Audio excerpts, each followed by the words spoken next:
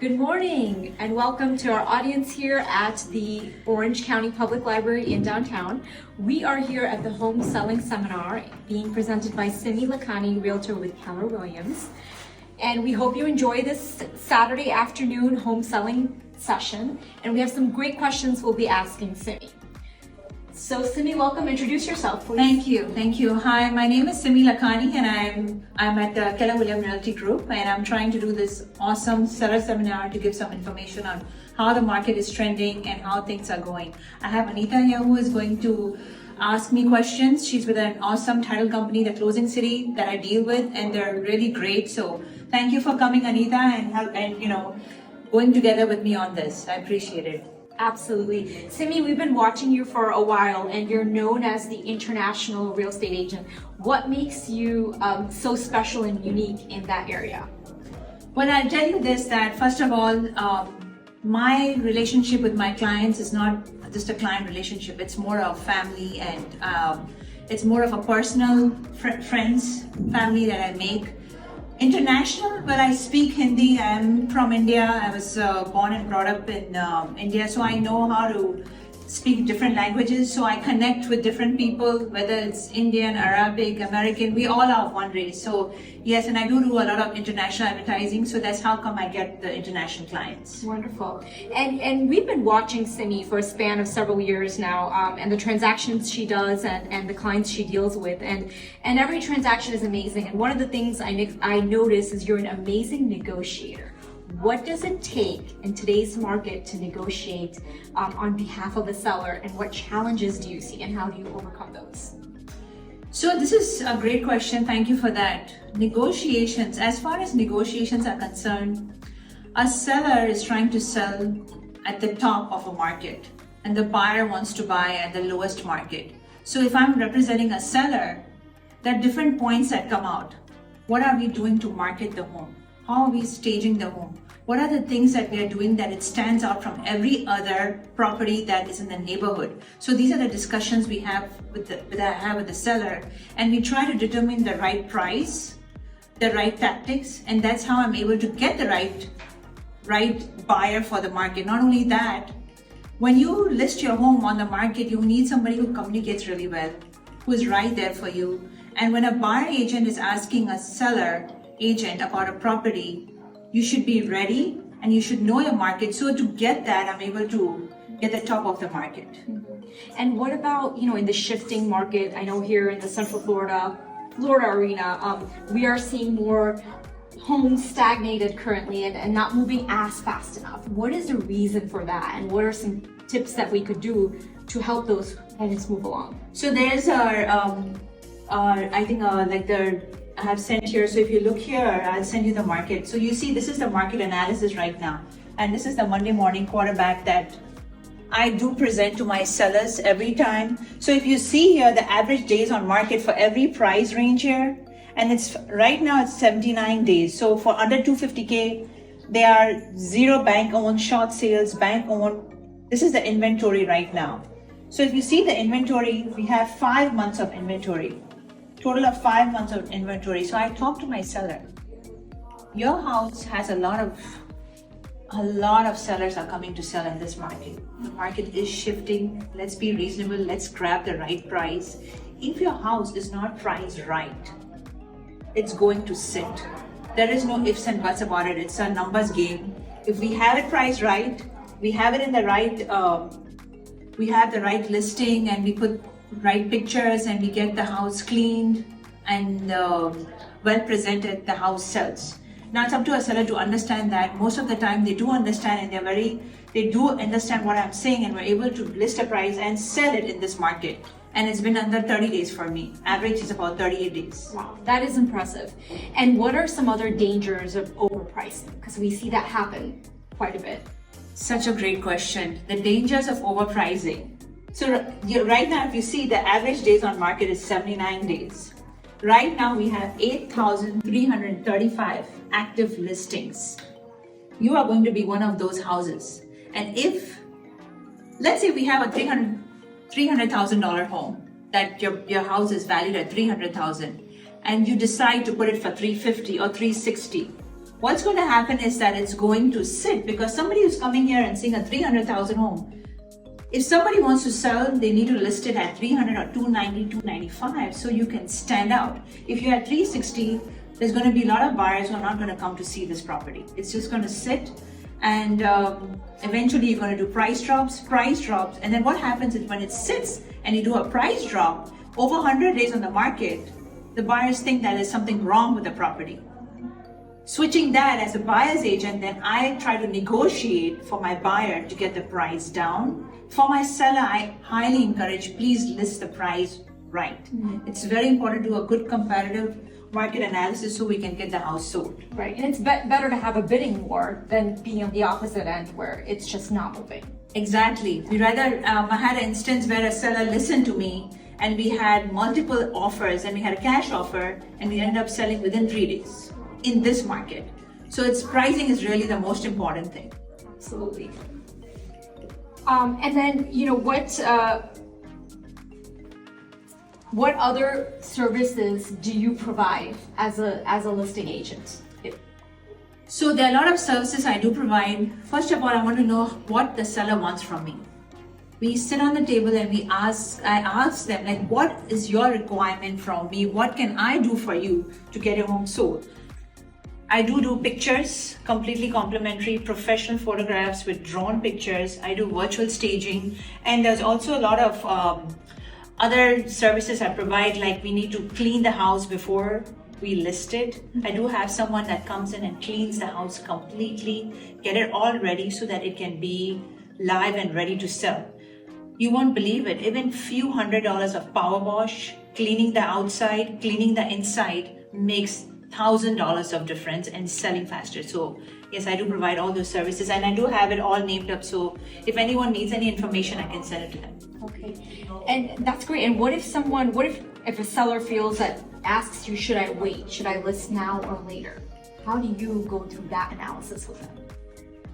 So whenever you want to sell or buy a house, there is no waiting. We need to see what is the motivation of you as a seller. Are you planning to keep this property for the next 4 or 5 years? Or are you planning to get your money out now? Because the trend is that the market is going down and we are chasing the market down. So if you want to sell, I would rather you sell quickly, faster, and get the money in your pocket. Cash is king. You can always go back and buy when the market gets cooler and repurchase a home at a much lower price. So I would say sell now, don't wait. Simi, one of the questions we have from the audience is, what are some crucial repairs that sellers should focus on before listing their home for sale? Some of the crucial repairs, first of all, I do feel like there are different things that you have to do. But I would get a 4-point inspection report, that I have a really good, reliable home inspector that comes in and does a full inspection, and he tells us the nicks and knacks of the little things that we don't, even putting a smoke detector, even making sure all the outlets are working. Small things, making sure there is no leak in the plumbing down in the cabinets. Small things like that. The fan is working, the lights are working, the switches are working, the bulbs are working. Small things can create such a big difference. So I do get that done for them. Because those are the things that are going to come up on the buyer's inspection anyway. And yes, of course, safety is probably one of the top things that buyers are looking for. Totally. And then when you have less stuff on the inspection report, the buyers don't usually come and ask for anything. It's a very easy transition. They love the home and they go and close quickly on the home. Do you get a lot of inquiries from the buyer end as to the life of the roof or the life of the HVAC system that's remaining? And how do you suggest sellers if they're towards the end of the life of the roof or those appliances? So I do get a lot of questions. How was this roof? Mainly because of the Florida market right now and what we're going through home insurance. If you have an older roof, it does tend to sit. So I do tell my client that be prepared. If your home roof is old, I have a roofer that can come in and replace the roof and pay at closing, so you don't even have to come out of pocket, and we can get a much higher price for you for the sale of the home, and there won't be any disturbance, even if you have an FHA loan or a VA loan that requires a roof to be done. Makes sense. And then can we talk a little bit about home warranty? What is the value of getting a home warranty, and how can it help with that sales process?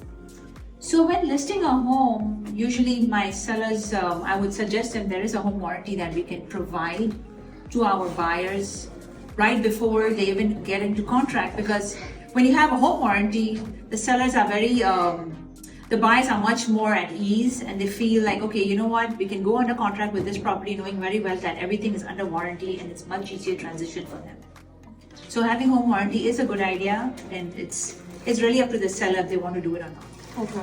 Simi, so there's a list of common seller questions that we're getting from the audience here and that I'm sure you face all the time. Should I wait for prices to go higher? That's a great question. Should you wait for the prices to go higher?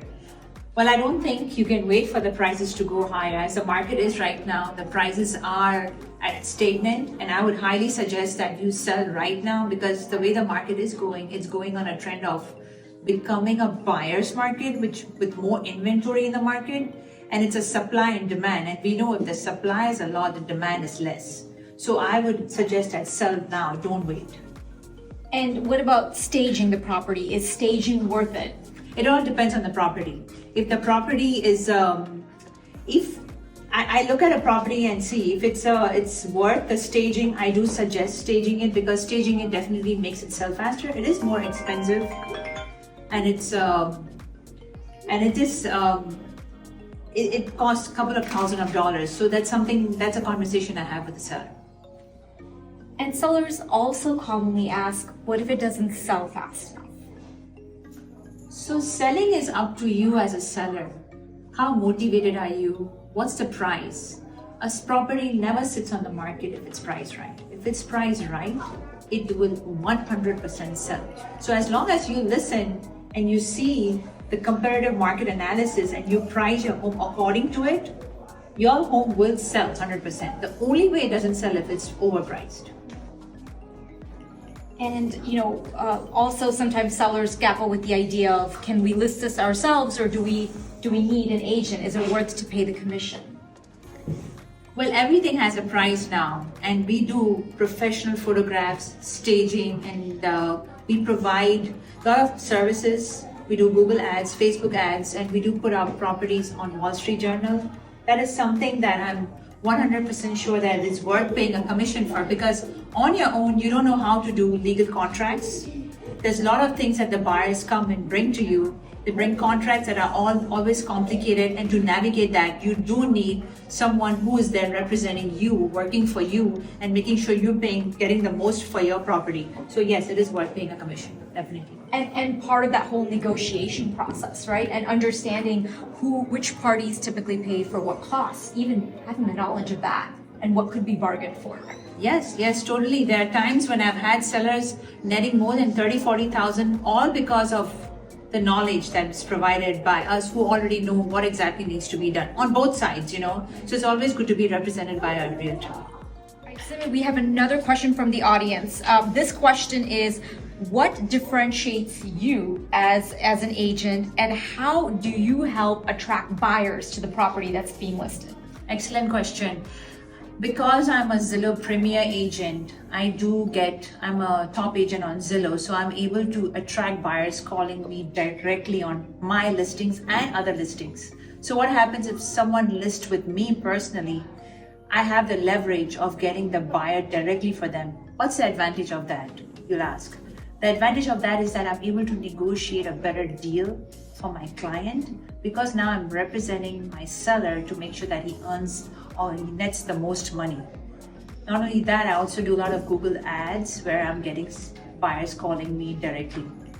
The business that I have is based on a client relationship. So I do get a lot of clients who trust me and give me referrals. So I do have a network of my past clients, my sphere of influence, that I take my listing and network back to them, asking them, do you have any buyers or sellers, a buyer especially, who are interested in my seller's listing? And I'm able to leverage that and get them their listing to sell much faster. And what is the value of open houses? And can you start with telling the audience what is an open house? Yes.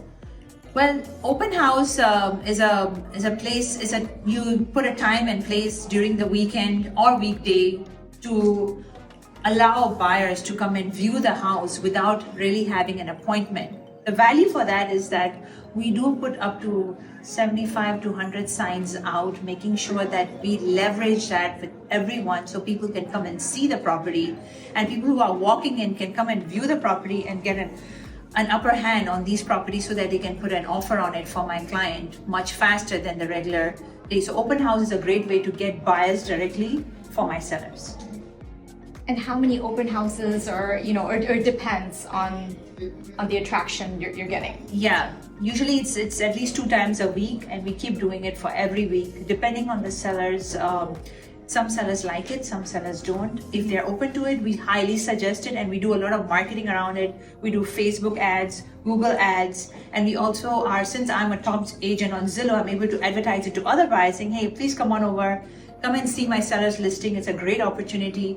With the pictures we do, and we do a whole web portal for my listing so that it goes not only to the local Florida residents, this goes all over the country. It goes to New York, and I even have clients in Canada, Brazil, Austria have been some of my clients who have come and seen it and actually put offers without even looking at the house and going under contract and closing. So Simi, being a seasoned real estate professional in the industry and your impressive number of years and watching you, one of the things I've noticed is you get a lot of luxury listings. We're in the state of Florida, beautiful houses here, beautiful high-end neighborhoods. So how do you market those luxury listings, and what are some tips with those higher end properties? Thank you for that question. Luxury listings, they are in the million plus, and as we saw, the market analysis is that million plus properties have a certain number of buyers. So there's a target point for them, and there's algorithms that are run on Google ads and Facebook ads that I do that I'm able to get specific luxury listings. Plus, I do have a network of a lot of international buyers, and I do know a lot of doctors, lawyers, and top-notch professionals that are in my network. I am able to get luxury listings from them, and I do get a lot of referrals from them who tell me about their friends and family. And there's a special way to list a luxury listing. You can't, there's a lot of marketing that's done. The pictures that are taken for luxury listings, it's a specific way that's done. There's drone pictures that's taken, which highlights the house from up. If it's a lakefront property, I make sure that I show the lake and how much, and if someone is looking specifically for a lakefront community, how do I target that and market that with the keywords on Google to make sure that a buyer, especially from California, New York, or other states, know that, oh, this is a lakefront property. How do I attract that buyer to come specifically for my seller home is where the advantage is. And I know that you've often also do those brokers opens where you're opening up the property to other agents to first come exclusively look at it, and that helps spread the word even more and build up that anticipation of that property that's coming out. Yes, definitely. I have a list of almost 3,000 brokers that I have access to, that I do a broker open and make sure everyone comes. And thanks to the closing city that helps me get those names, we're able to target and have a huge broker open house and get a lot of people to come and see the property. That way we can get the buyer to directly put an offer on our listings, on our seller listings. And Simi, I know this is a modest subject, but like I said, you have an impressive history. So tell us a little bit about your market share, how much you've done, because I think our audience needs to hear about that part. Well, I do. Thank you for that. I have been in this business for over 5 years, and it's been very impressive. I have done about 116 million, 397, 700 so far. I have helped 325 residential properties. And the average days on the market have been 38 days. I am honored and grateful that I have this privilege by God's grace to be able to help so many of my clients, specifically my sellers and buyers, that I have networked with and been able to get them what they want and to achieve. It's been a journey, and I would say every family has a story, and as you can see on my Facebook that I do try to talk about it, but it's more of a relationship building where my clients become more like family and friends. Simi, the next question we have from the audience is, you have this average 38 days on the market kind of thing. So once the property is listed by a seller, what happens next? How often are you communicating with the sellers and evaluating where everything stands? Once it's listed and it's on the market live, I'm in communication with my sellers probably almost every day. I'm available all times. My phone is on. Sometimes I do get calls even 9 o'clock in the night where I'm responding to them, making sure that I'm available and with all the answers. And the best thing about having Closing City and Anita on the board with me is that she is a real estate lawyer. So, sometimes I do have these questions that come up with my seller. It could be the FRIPTA, which means that they need to put their money on hold, 15% of that, and how does that work? She's there available. If there's a 1031 exchange, or even if there are times when there's a probate and there's a lot of questions internally, she's always there to give me that answer, and I'm able to give it to my seller. So everyone is at ease and the transaction goes really smooth. And I'm very thankful for that. Oh, thank you. And you, I know you're very dominant with the international sellers. Does it matter if they live abroad or if they live out of state? Can you make that closing happen? Oh yeah, totally. Yeah, totally. When I have had instances where clients are in India, and then all we do is we do a notary, and it's been such a smooth closing with the Closing City and how they've helped me. It's a matter of hours where I have to tell them that this is what I need, and within hours I get this done. So I'm very thankful and for this partnership that we have, that we're able to get things done so smoothly and quickly. And the next question I have is what if the sellers would like to know, the number one question on every seller's mind is, what am I walking away with? What are my proceeds? So what is the exercise that you do with the sellers so they can understand and have scenarios ready as to what their proceeds would look like, what challenges could happen during the transaction that may change that? So we do have, the Closing City provides us with an app that whenever I go for a listing appointment with my seller, I have a net sheet, and they let me know what is their balance and how much amount they're supposed to get. Now in this market, I do give them a range that if it sells from this amount to this amount, this is how much they're going to net. And based on that, 99.9% of the time, they do get what they're asking for. So most of the time, they are very happy with what I tell them, because the net sheet is very elaborate and it gives you a total breakdown of how much commission both sides are paying and how things are going. And what about during that inspection phase? So you're under contract now and the buyer is going to do their home inspection, and they may come back and say, all right, even if it's an as-is transaction, they may come back and say, hey, these are some of the flaws that we find, or we'd like some sort of concession. How do you handle that, and how do you address that with your seller, and how often do you see that? I see that all the time.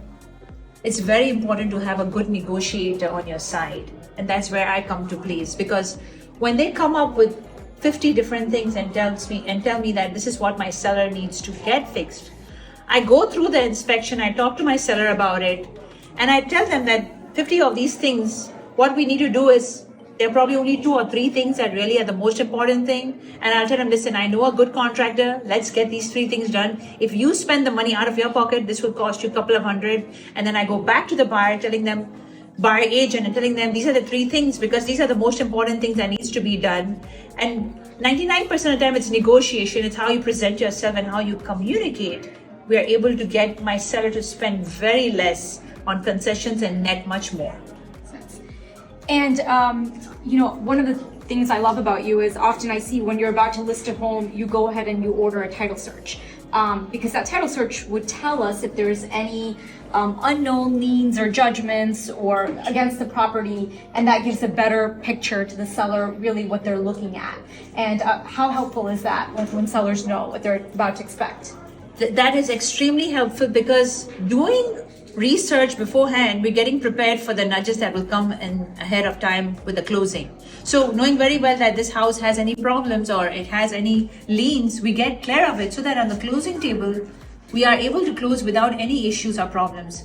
And there's one more thing I do, that is that I try to, whoever is putting an offer for my seller, I 100% want to make sure that buyer goes through with it. So I do a check on the buyer mortgage side, and I make sure that buyer is actually qualified and not wasting my seller's time, so that we can close on the table. So that's another perk I do get for working with the seller. And does every offer that you receive get presented to the seller? Yes, yes. Every offer that comes, whatever the offer is, I am very open and communicative with my seller to let them know these are the offers and how we work through it. Even if it's a high offer or a low offer, I have to present each and every one. We thank our audience for attending the Orange County Public Library Home Selling Seminar. A lot of you brought your kids, that's great. And Simi? Thank you so much for coming. I really appreciate all of you who have come, and y'all have any questions, please feel free to text me or call me. And if you have any needs for any closing title work, please contact Anita. She's awesome. Thank you.